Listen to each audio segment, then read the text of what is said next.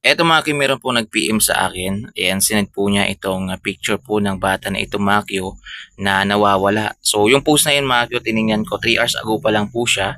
Ayan, missing February 23, 2025, 10 a.m. Kanina lang po yan mga Q nangyari, nawawala po yung bata na yan at hindi nila alam kung saan po nila hanapin. So ito yung caption ng picture na yan mga Q na nakapost ngayon sa Facebook ni Mateo Mendoza.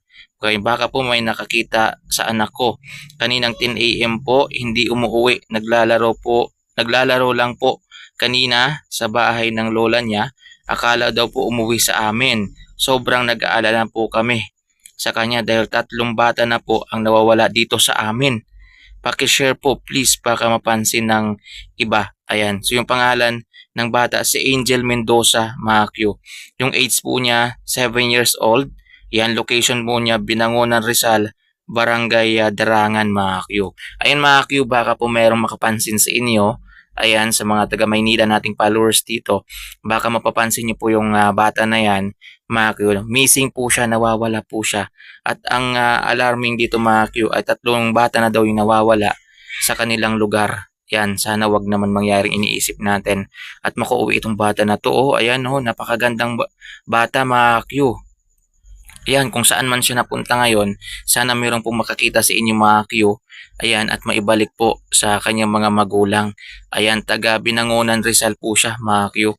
Barangay Darangan. So, puntahan nyo na lang po yung Facebook na yan, mga Q, ni Matthew Mendoza. Ayan, kung sakaling makita niyo po yung bata na yan, i-PM niyo po siya agad, mga Q. Kasi nag-aalala po yung kanyang mga magulang. Siyempre, mga Q, ikaw ba naman, mawawala yung anak mo, siyempre mag-aalala ka rin, mga Q. Ayan, tulungan natin to mga Q, baka mapansin ninyo.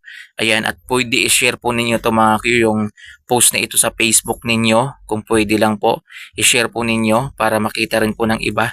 Mga Q, baka sakaling matulungan natin tong pamilya na to, mga Q. Ayan, so sobrang nag-aalala po yung kanyang mga magulang. Akala daw nakauwi na sa kanila. So nanggaling daw siya doon sa bahay ng kanyang lola. Ang akala doon ng kanyang lola ay nakauwi na sa kanila.